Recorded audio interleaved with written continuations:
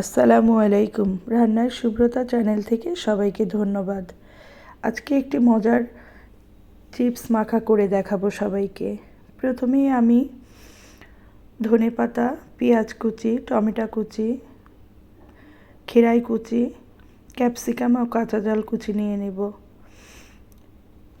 Tomato sauce, একটু লেবুর রস, মেয়োনিজ ও লবণ নিয়ে নেব। প্রথমেই আমি 10-15টি চিংড়ি মাছ খোসা ছাড়িয়ে ভালোভাবে কেটে ধুয়ে নেব। এর মধ্যে আমি হাফ চামচ লেবুর রস এবং সামান্য একটু লবণ দিয়ে দিব।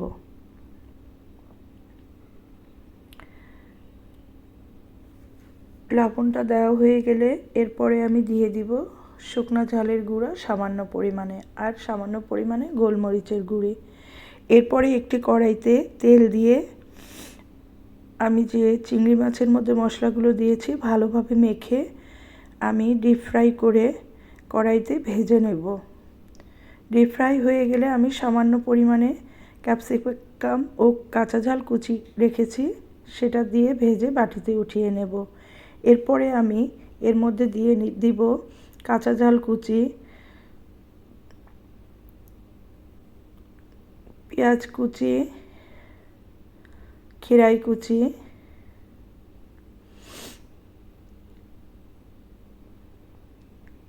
সামান্য পরিমাণে লবণ দিয়ে নেব। লবণ দেওয়া হয়ে গেলে এবার আমি দিয়ে দিব টমেটোও ছোট ছোট কিউব করে কাটা। এরপরে আমি একটি থালায় লেস এবং আলুর চিপস নিয়েছি। আপনারা যে কোনো চিপস নিতে পারেন।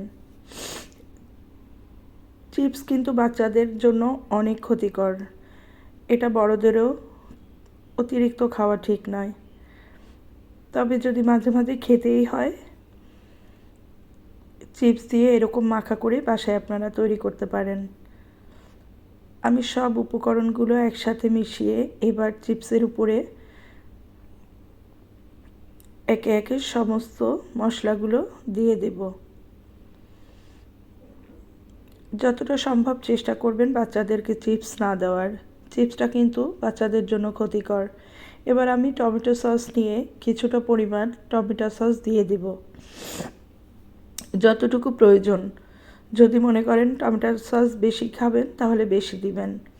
এরপরে আমি দিয়ে দিব মেয়োনিজ এবং কুচি করে কাটা আমার কিছু চিজ ছিল, আমি সেই চিজগুলো উপরে ভালোভাবে দিয়ে এরপরে আমি কিছু ধনেপাতা দিয়ে দিব। বাসায় সবাই ট্রাই করবেন। ধন্যবাদ।